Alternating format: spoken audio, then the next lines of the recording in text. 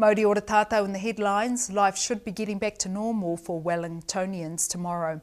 Wellington CBD was relatively deserted today as people heeded Civil Defence's advice to stay away so checks can be done on buildings following the 6.5 quake which struck the small town of Seddon, 25 kilometres south of Blenheim yesterday.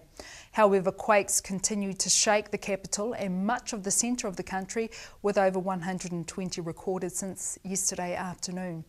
Trains are resuming this afternoon and should be running to schedule tomorrow, and the capital's port is back in business.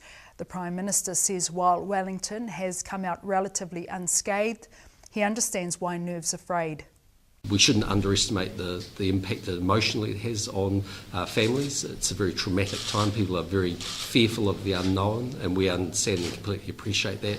As much as we possibly can, we'll give them the support. Supermarkets in Wellington and Seddon are stocking up with emergency supplies in preparation for an increased demand. At the moment, just 4 minor injuries have been reported after the shakes. And shakes may be far from over in central New Zealand, with a 1 in 5 chance of another big one forecast in the next 12 hours. Seismologists say after a shake like yesterday's 6.5, there are naturally aftershocks, but the current spate of earthquakes aren't following the usual pattern.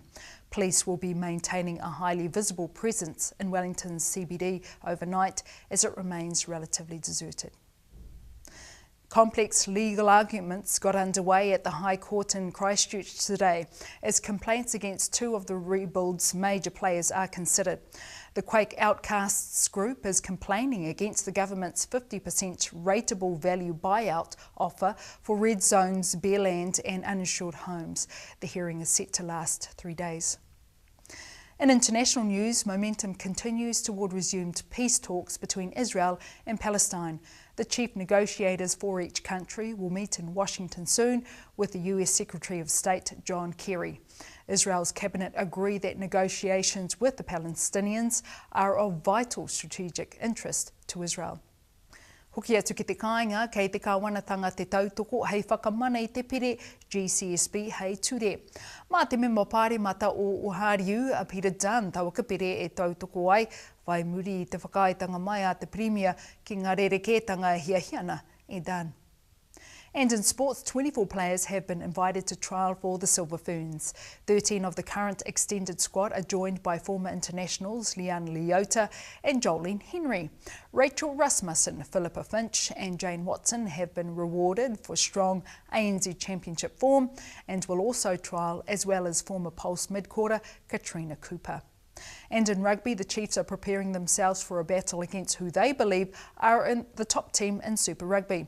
The defending champs will host the Crusaders in Hamilton on Saturday night, while the Bulls and Brumbies will meet in Pretoria on Sunday morning.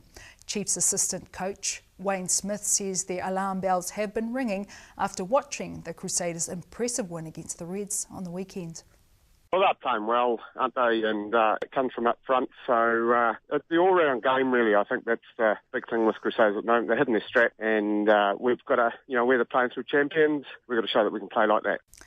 Koe ranga karere matua mai te whare kōrero o Rima, no ora mai.